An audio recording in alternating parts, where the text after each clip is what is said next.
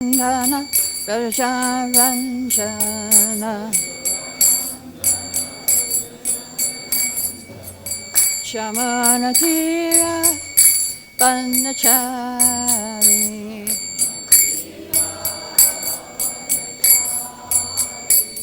Jaya Radha Madhava Kanja Vihari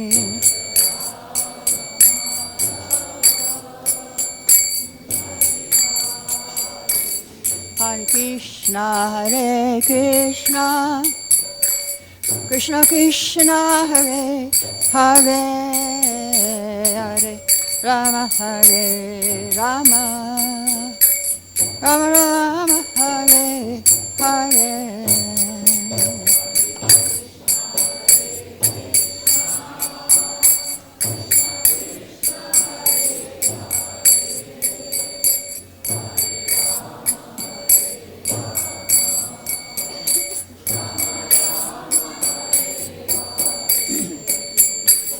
Hare Krishna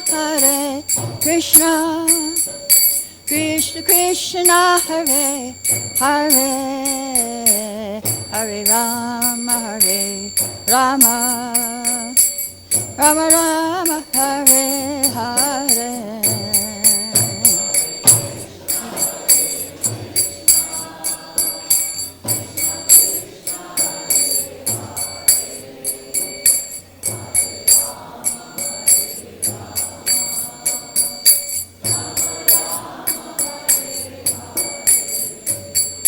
Hare Krishna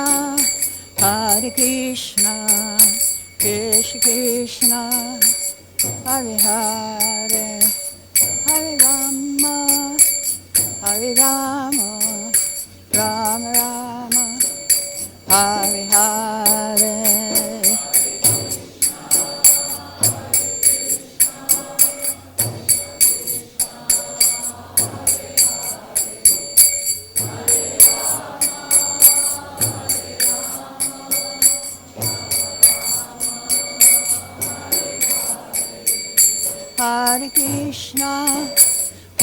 Krishna Krishna Krishna Hare Hare Hare Rama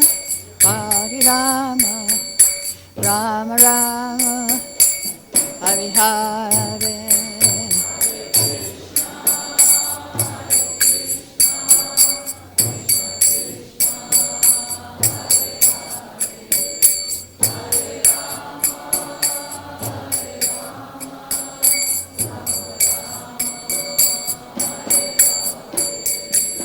Jaya Prabhupada, Jaya Prabhupada, Jaya Prabhupada, Jaya Prabhupada.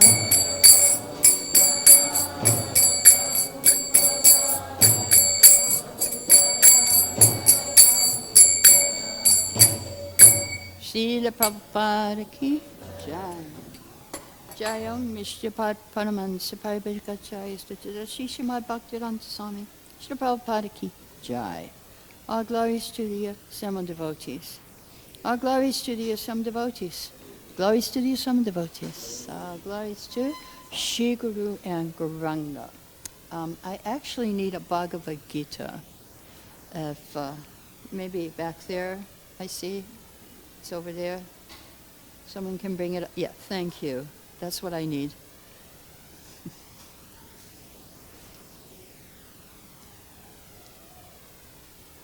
Thank you very much.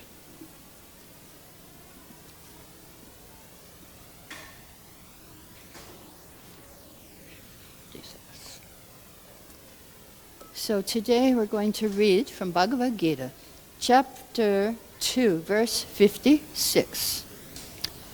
Dukkeshvannat vikramana sukkeshu gatasviha vitaraga payakrodha stita dhirmuniruchate. One who is not disturbed in mind, even amidst the threefold miseries, or elated when there is happiness, and who is free from attachment, fear, and anger, is called a sage of steady mind. Mukam karati vachalam bhangam langa tekirim yakipam tabham bande Sri Gurun Dinatarinam Om Gyana Timirandasa Gyananjara Shavakaya Chakshamitam Yena Tasamai Shri Gurave Namaha. So in the purport, Prabhupada says a fully Krishna conscious person is not at all disturbed by the onslaughts of the threefold miseries, for he accepts all miseries as the mercy of the Lord, thinking himself only worthy of more trouble due to his past misdeeds. And he sees that his miseries, by the grace of the Lord, are minimized to the lowest. Yeah, so the devotee, when difficulties happen to the devotee, he thinks, wow, it could be so much worse. Krishna is actually making it less for me. I know I have a friend from Croatia, and she was in Vrindavan in India. She got some medicine, but the medicine, there was so much lead that she got blood poisoning. And she was in the hospital in Croatia for 3 months. And so she was thinking, well, I wonder, why this happened. So then, after she got out of the hospital, she went to the astrologer. And astrologer said to her, at this point in your life, you should have been in a terrible car accident and been paralyzed for life. So because she was stuck in the hospital, she didn't get paralyzed for life in the car. So Krishna minimized. Okay, you for 3 months you just stay here, don't move. And so then it didn't happen to her.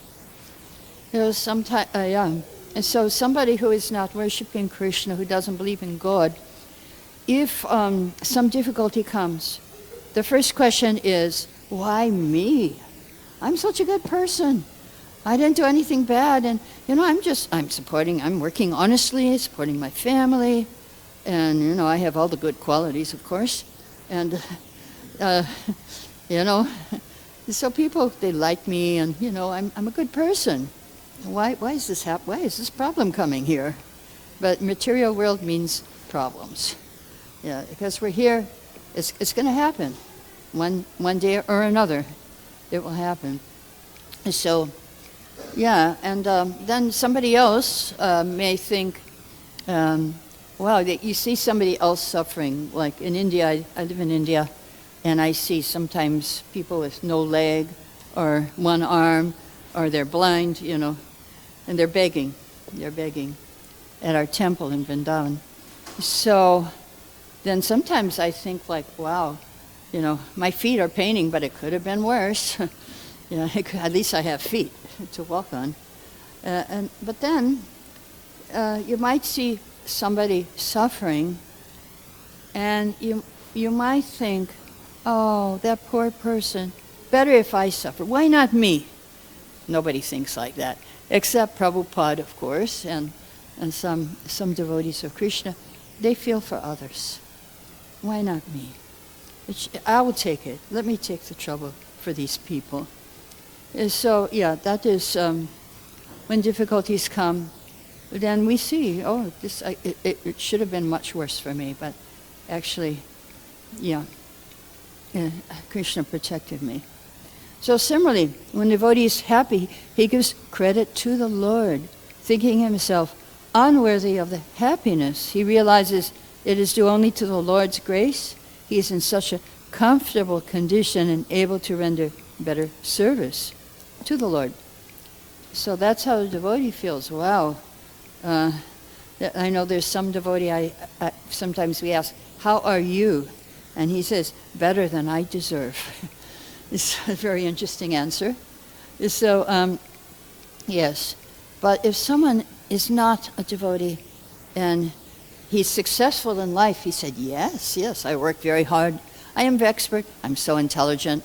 I really know how to manage money. He will take all the credit. He won't think, no, this is Krishna. He is giving me this money. I did it. It's me. I'm so wonderful. Yeah, anyway, so two different mentalities we have. And sometimes as devotees, we also see a gap between our knowledge and our experience, our realization. we know, okay, we've heard, you are not this body. But it might take you a lot of years. Like now I'm over 70, so I look in the mirror and I can say very confidently, I am not this body. All the wrinkles and all these gray hair. No, it might take 70 years for you to realize it. But yes, this is a fact. Sometimes there's a gap, we hear a lot of philosophy, but we don't always feel it. We don't realize it. So even when Prabhupada was here, devotees, there was one devotee, he says, I feel like I'm being affected by the modes of nature. I'm experiencing things and desires. And Prabhupada told him, no, you are not experiencing. Your body is experiencing. You are feeling cold due to the body, but you are not feeling cold. And so the devotee said, but I think I'm feeling cold. And so Prabhupada said, yeah, you think, but that is illusion. So the devotee said, I have to rise above that. And Prabhupada said, yes, but not artificially. You can't just jump to your realization. But this is the fact, that the problems come, the problems go. Just like winter comes and winter goes. So I don't know if you have a winter over here, but in India, in Vrindavan, we have a very cold winter for 2 months. And we have for 6 months summer, and for maybe a week spring, and a month Kartik is fall, and then there we go again. Mostly summer. Oh, monsoon, we have monsoon also, yeah. In Vrindavan, usually 1 month, but it can be 4 months. Last year was 5 months actually, months, amazing. In Florida, if you live in Florida, it's winter at night. When you wake up, it's spring, and then afternoon it's summer, and then after at sunset it's fall. So you get all the seasons in one day. Ireland too. Ireland's like that. You can even have monsoon and summer in the same day. I was there 15 minutes monsoon, 15 minutes sun. The whole day it was like that. It was like, okay. Anyway, we are experiencing, but it comes and it goes. So that is the nature of this world. And so here this verse talks about threefold miseries. What are those threefold miseries? The first one is adi bhautik, and that means miseries due to other people or dogs or mosquitoes or like anything that moves, other people. And the second kind of misery is misery due to the weather. We say the demigods controlling the weather, but like too much rain, earthquakes. There was just a big earthquake in Thailand and Myanmar. No, that's out of our control. It's the weather out of our control. Although they're trying to control it, but they're losing control. It's getting worse and worse. So, so the weather, flooding, earthquakes. So I guess around here you have that experience about earthquakes, maybe. No, you know about that. And I think there was one here in the temple, and they saved the deities. It happened right during Mangal Arati, when everyone was bowing down, and the pillars fell, but the devotees were okay because they were all bowing down. And I know one in New Zealand, there was an earthquake, and the temple was destroyed. It was during noon arti, and the pujari, he grabbed Gornitai, marble deities, and the whole altar flew 20 feet away, and the deities completely broke, and he was okay. Krishna protected his devotee. But now they got new deities, the same exact deities. But so this is due to the weather and like that.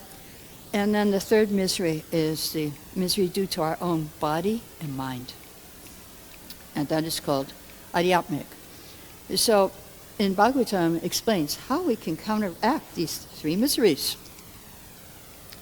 This is instructions by Narada Muni in 7th canto of Bhagavatam. We can counteract the misery due to other people by good behavior and freedom from envy. And we can counteract the miseries due to the weather, demigods, by meditation and trance. So, of course, our meditation is Hare Krishna mantra. And we can counteract the miseries due to the mind and the body, according to Bhagavatam, by Hatha Yoga and Pranayama. Yeah, I just did Hatha Yoga today with my god sister. And she was saying, yes, if you do this one, you relieve IBS, this irritable bowel syndrome and bladder problems. And if you do this one, then, so medical yoga they call it. But Bhagavatam confirms that you can be free from miseries due to the body and mind. So we'll do one of these at a time. Adi Daivik we're going to talk about first, and that is about the weather, the demigods. And so meditation and trance is the counteraction. So in 2013 in India, there up in Kedarnath, Lord Shiva's place, there was an avalanche and there was a flood at the same time. And there was a temple of Lord Shiva, a big rock fell in back of it and protected it. But on both sides, the road was finished, the guest houses were finished, the restaurants, everything was finished.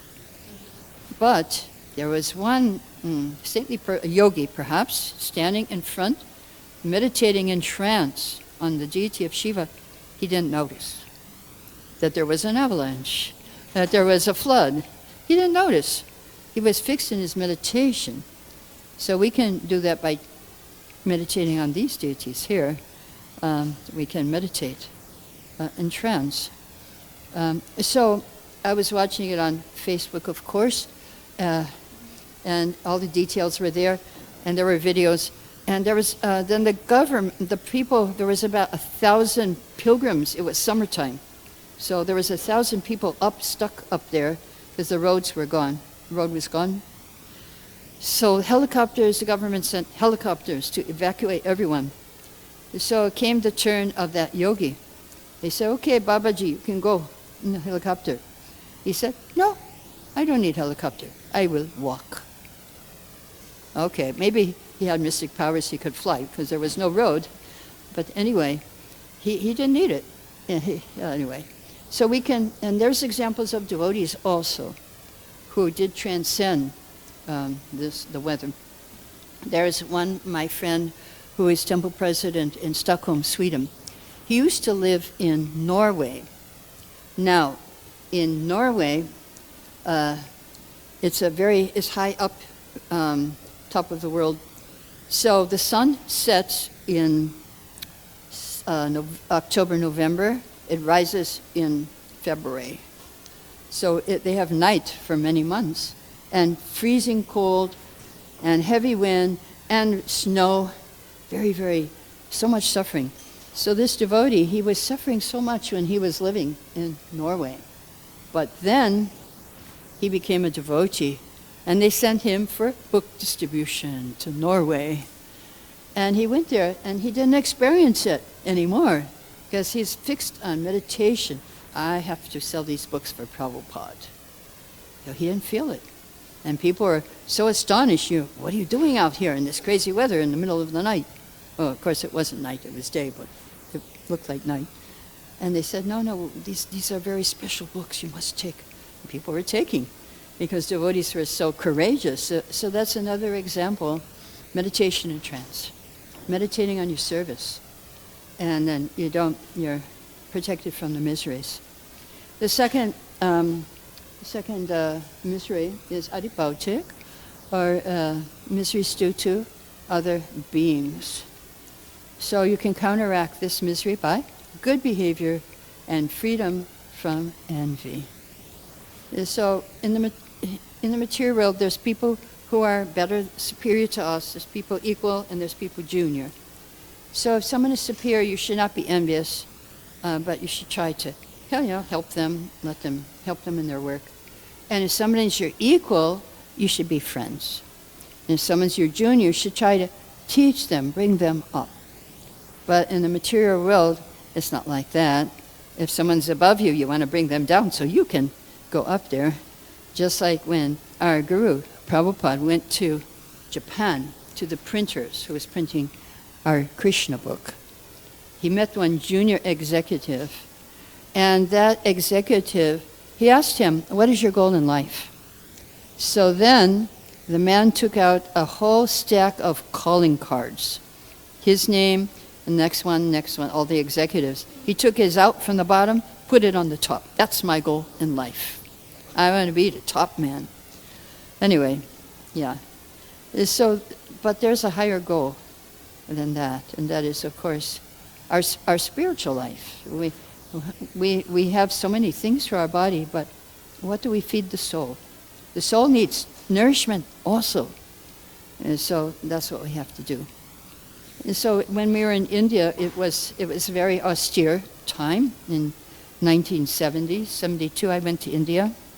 And we didn't have any temples at that time. The deities were living in a tent, and the men were living in a hut, and the ladies were living on the roof of a building, ladies' ashram. So the men in the hut, it was men's ashram, prasadam room, office, kitchen, everything in one hut, one room in the hut. So my first day in India, I got culture shock because it was breakfast and I was watching the rats run across the rafters. I was thinking, hope he doesn't fall on my plate. Big fat rat, like the squirrels over here. So he fell in someone else's plate. That was my welcome to India. It's very austere in those days. So there was one, Dr. Patel, he used to go on morning walks with Srila Prabhupada. And he was preaching, he knew Bhagavad Gita, but he knew a very impersonal interpretation of Gita. And his goal was to merge into the Brahman, the light. Of course, our goal is to go back to Godhead and serve Krishna as a servant. So he was a very compassionate man. He went out begging. He got mattresses, mosquito nets, everything for the devotees, and blankets, everything. But within 2 years, it was all stolen, gone, finished, because we didn't have any doors, We were just on the roof, ladies on the roof, men in the hut. And so everything was stolen. He complained to Prabhupada, these devotees, they don't take care of their things, and they don't take care of their health. After 3 days, we were sick because our drinking water was in a clay pot with a top, and you take off the top, and all these bugs would fly out, and we would have to drink that water. That was our drinking water. Nighttime milk prasadam. You had to take all the bugs out of the milk while you were drinking it. And we want to be vegetarian, So, it was very austere. And so this doctor, he complained, and Prabhupada said, these devotees, they don't care if they have to sleep on the floor. I slept on the floor for, I think, 18 years when I was in India, from 72 to I can't remember anyway. Yeah, it was a long time. 72, 80, maybe 87. When my son was born, when I was pregnant, I couldn't get up off the floor, so my husband found me a broken bed with 3 legs. Better than nothing, So anyway, so Prabhupada said they don't care if they sleep on the floor. They don't care if they have disease or not proper facilities. That liberation you so much desire, they already have. And so, we were just trying to preach in India, and now it's very successful. We have 18 temples just in New Delhi, and also Vrindavan is there, and some all over India. There's temples everywhere. So yes, by good behavior, freedom from envy, then you can be successful. You'll be protected from miseries due to other living beings. Now, the next misery is called adhyatmic, misery of the mind and the body. So Bhagavatam says, Hatha Yoga and Pranayam. Now, our pranayam is not the same as the one you do in Hatha Yoga. Srila Prabhupada has said, as far as pranayama is concerned, chanting of the holy name and dancing in ecstasy are also considered pranayama. So maybe you experienced some pranayama before this lecture here. Some people were jumping, and yeah, it's good. This is pranayama. And so, yeah, not coming out so well. It's good. Okay, better. Oh yeah, I can see now. I hear it. So I can give examples. There was one. My godbrother, His Holiness Indradumna Maharaj. He was on an airplane, and the plane was coming down for a landing, but it was shaking violently every time we tried to land. And when that shaking happened, Maharaj was going, Hare Krishna, Hare Krishna. And the Christians were going, Jesus, and the Muslims were going, Allah. And the plane went back up. And next to Maharaj, there was a man, and he said, Swamiji, I don't believe in all this chanting. I'm a scientist. Plane went back down, started shaking violently. Maharaj was going, Hare Krishna, Hare Krishna. Plane went back up. The scientist said to Maharaj, what was that you were chanting? So Maharaj said, Hare Krishna. He said, oh, whole thing, Hare Krishna, Hare Krishna. And so yes, the pilot made an announcement, we're going to try one more time. And if we don't make it, we're going to go back to where we came. Plane went down, started shaking violently. Everyone was chanting, and the plane landed. So Maharaj said to the scientist, now, do you believe? And the scientist said, maybe. So Maharaj said, here's my card. If you have any questions, you want to contact me. So yes, chanting is very powerful. Another example I can give you, every year we have a ladies' retreat in Nepal. And last year, 300 ladies came. We were up in the mountains. You could see the Everest all across. We weren't near Everest, but you could see it. And so on the last day of our retreat, they started kirtan at 7:30 at night, chanting and dancing. And Nepali ladies, they just loved to chant and dance. There was 150 that year when this happened. And there was one Gujarati lady from India, and 7:30 came and she was telling, it's time for prasadam, I'm hungry. Nobody paid attention. They forgot. They were chanting, dancing. 8:30 came, and she said, really, I'm so hungry. They didn't pay attention. Chanting, dancing. They forgot. 9:30 came.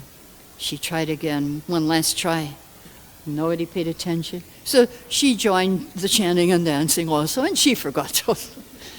So yes, if you're doing this Hare Krishna pranayama, you might forget. Just like the kids nowadays, if they get on the phone, or they start watching, we call it, start watching something on the phone or the iPad or whatever, they forget to eat, they forget to sleep. It's not good. It's not good. But you can do this in a spiritual way also. Just like when I joined, there was a lot of hippies. And in order to get spiritual upliftment, they were taking drugs, intoxication. And so, but some of them started chanting Hare Krishna, and they said, wow, when you take the drug, you go up and you come down. But when you chant Hare Krishna, you stay high forever. So that was the slogan in those days, stay high forever, chant Hare Krishna. And that's what we've been doing for the last 55 years. We're staying high forever on Hare Krishna mantra. So yes, this is how to counteract the problems of the body and mind. Gita also tells us that in chapter 6 about yoga, I opened to the verse, that's amazing. Yukta hara viharasya, yukta chesta sakarmshu, yukta sapna vabodasya, yoga bhavati dukkha. He who is regulated in his habits of eating, sleeping, recreation, and work can mitigate all material pains by practicing the yoga system. So, there is one word which explains in a nutshell the mode of goodness, and the same word explains in a nutshell the whole Ayurvedic medicine. One word. And that word is balance. In Ayurvedic medicine, you have to balance the airs, the vayu and kapha, pitta. In yoga, you have to balance. You have to come to the mode of goodness, and all the modes of nature are balanced: goodness, passion, ignorance. You might have some passion, ignorance, but it is under control. So you can just use it. You can use it. It can when you want. When you want, it can come out. Like Hanuman, he used his anger to help rescue Sita for Ram. So that's one example, how to use your anger under control. And so, yes, so these four things, eating, sleeping, working, and recreation, they are the four things we have to balance in order to be a yogi, according to Krishna. So we can't eat too much, eat too little. Sleep too much, sleep too little. And eating, sleeping, working, work too much, work too little. And recreation, not too much enjoying and not too little. Need a little salt, Prabhupada says, in your life. Of course, the problem is, he said, this material world is like a salt mine. Salt is everywhere. That sense gratification. But need a little salt to keep on going. So yes, so one time Prabhupada was lecturing on this verse. I think it was here in Los Angeles too. And in the audience was one little boy, 8 years old, devotee little boy in Gurukul. So he raised his hand. He said, Swamiji, you said we should not eat too much. And Prabhupada said, no. For you can eat as much as you want. Free pass. He said, Prabhupada said, if you're young, overeating is a good mistake. And if you're old, undereating is a good mistake. Because that's how the body works. So then the little boy, he's very smart, he said, what about Tamal Krishna Maharaj?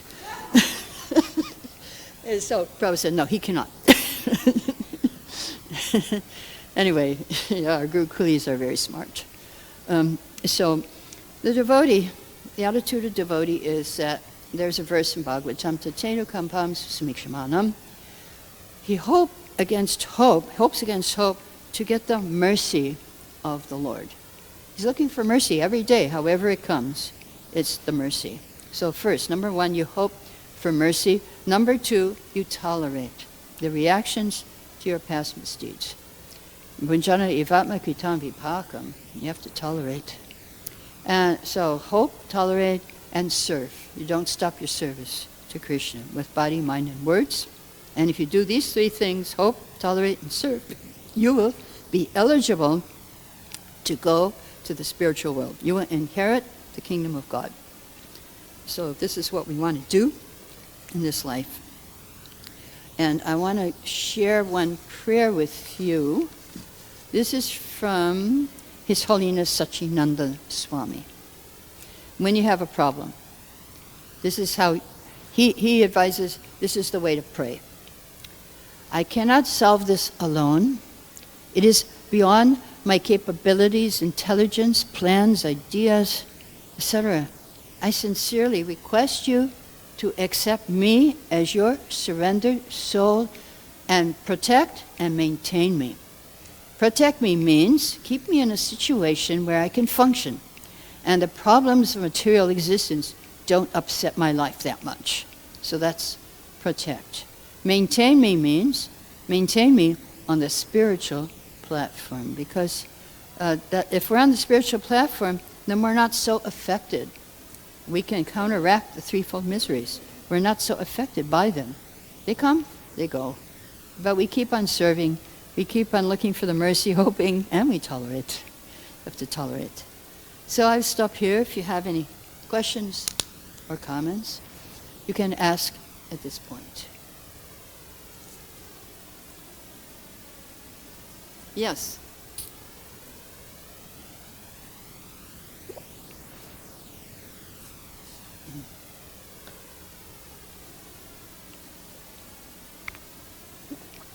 We're looking for a second microphone so that everybody can hear what you say, including me. One ear is not working. Hare Krishna. Hare Krishna. I was just curious to know why somebody desires to merge into Brahman. Pardon me? Desire to merge into Brahman. Why does that why come? Why they want to do that? Yeah. Oh, it's like committing suicide. So if you're suffering, first of all, a person wants to commit suicide, he's suffering so much. He says, okay, just finish it. But he doesn't know it's not going to be finished when you kill the body, because the soul is eternal. He will suffer even more. So the impersonalist, he wants to renounce the world because it's only suffering. He says, okay, just finish this world, I don't care, let me just finish it and become just a little piece of light. So that's not the solution to the problem. It's just like there's an example of one doctor. He was taking care of one patient, and the father of the patient said, "Oh, he has fever. He's very sick. Please give him some medicine." And so the doctor said, "Okay, you want to finish his suffering?" The father said, "Yeah." So then he gave him a medicine. He died, and the father said, "What? That's not the solution." And so that's what they think. They think if I just merge, finish my identity, there won't be any more problems. But the problem is you can't finish your identity because it's eternal. We are eternally individuals, servants of Krishna. So there's a whole light, and that's where all these, and not only the impersonalists can go there, the demons go there too. Because just like if you have a kid, and they used to anyway, they put him in the corner, okay, don't do anything. Now they just give him the iPhone. And I called my son this morning, and the kids were giving him problem. Call me after 3 hours. After 3 hours, same thing. So that's how they take care of the kids these days. They have watch. They call it watching. Watch. It's not how we use the word. We used to use it anyway. Watching means sitting in front of the phone and being happy watcher. Anyway, so Srila Prabhupada said that, the demons, they're causing mischief in this world. So just like how it used to be, they put the child in the corner, don't do mischief, just go sit there. So Krishna puts them in the Brahman, and they can't do any mischief there, and they just sit in the Brahman and don't do anything. But people want to go there because they feel the Buddhist philosophy, the impersonalist philosophy feels that's a solution to the problem. But it's not the solution because it's not your eternal nature, and you will come back from the Brahman.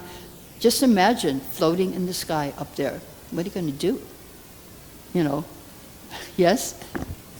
Just a follow-up. Do all the demons desire to merge into Brahman? No. They don't merge, but that's the consolation prize they get from Krishna. No. But they don't. They don't have that idea at all, but that's what happens if Krishna kills them. They go there. They just want to fight and kill and whatever they want to do. Read the 16th chapter, you'll see what demons want to do. Enjoy, destroy everything, and get a lot of money and enjoy.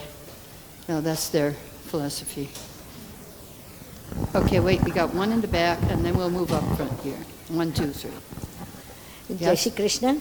Oh, why we has to tolerant? Why we can't change the things? Speak slowly. I don't like tolerant word. I don't know. Okay. Can you explain me, please?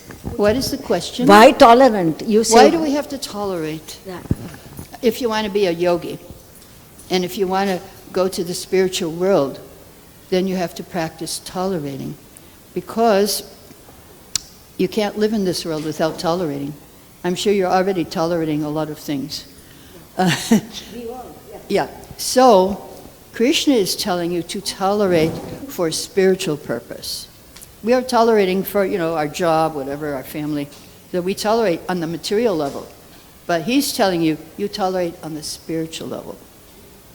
This will help you get out of the miseries of this world. You tolerate, okay, yeah, I got some reactions. Okay, I got some reaction yesterday, but Krishna minimized it. And it is minimized for the devotee. The suffering is minimized. You won't get what you deserve. You will get mercy instead.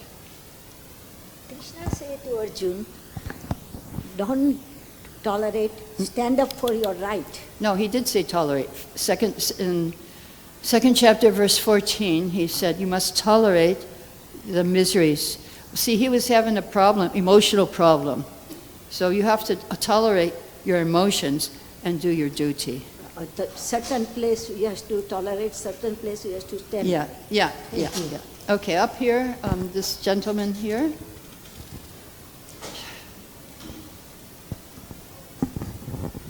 It's said that God is like we all are His children, so He's like everybody should be treated equally. So then why some people are given preference and their miseries are minimized, whereas others are not? Why are some people given preference? Yeah. Oh, well. He should be impartial, right? He is impartial. If you read Gita here, chapter 9, verse 29, I will read this to you. And it says, I am, here, we'll see what it says, 9:29. It explains that, it's an answer. Here he says, I envy no one, nor am I partial to anyone. I'm equal to all. So that's for everyone in this world who is not worshiping him. He is not partial. But whoever renders service to me in devotion is a friend, is in me, and I'm a friend to him. So when everyone in this world is getting their karma, but if you surrender to Krishna, you don't get your karma. You get something else.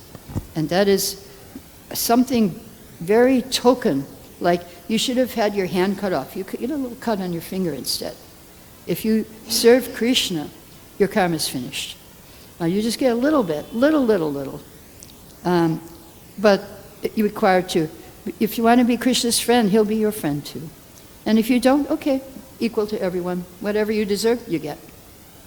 But if you do surrender to Krishna, serve Krishna, chant Hare Krishna, your karma will be reduced.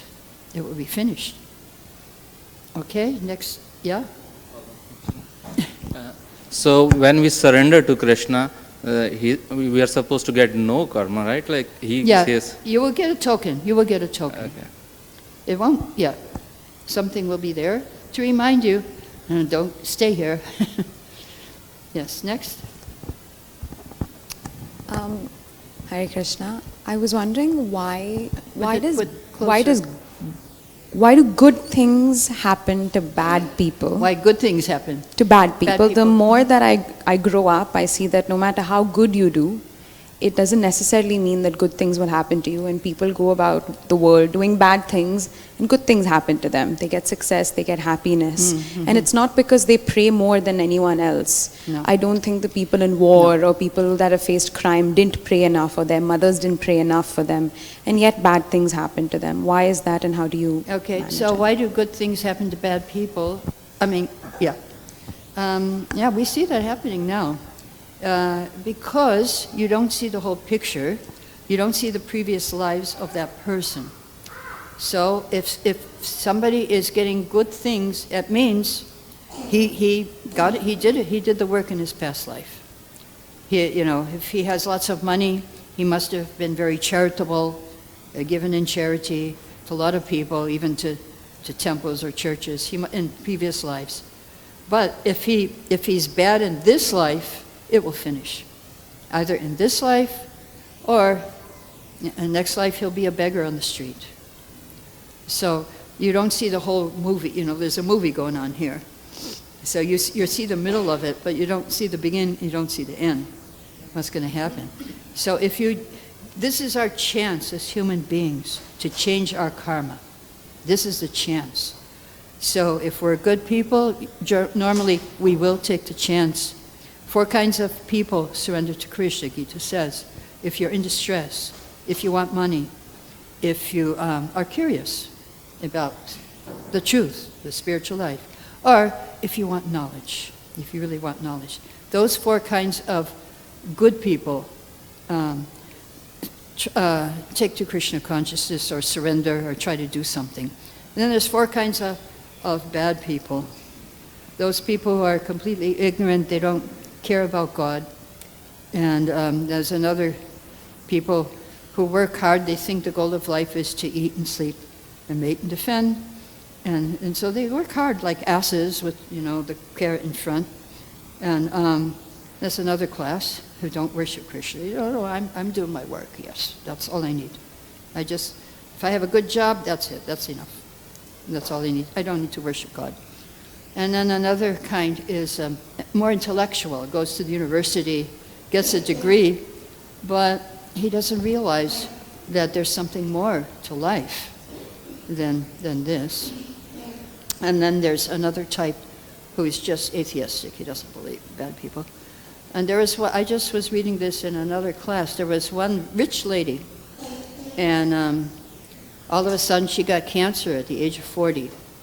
So this is an example of, if you don't do good, you might get everything in this life, but the time will come when it's finished. So she had everything, but then she ended up in the hospital with cancer. She died at the age of 40. But before she died, she said, my house was a palace, but now I'm just living in the hospital. And I have so much money in the bank, but what use is it to me here? And she said, and I used to have 7 barbers to do my hair, 7 hairdressers, but now I don't have a hair on my head. I don't have any hair. And I used to go 5-star hotel to 5-star hotel. And now I just go from one lab to the other. I used to give my signatures to so many people, and now my signature is on the medical records only. I used to feast so much different kinds of food, and now I just have 2 tablets and some salt water at night. So she had that realization, what's the use of all of it?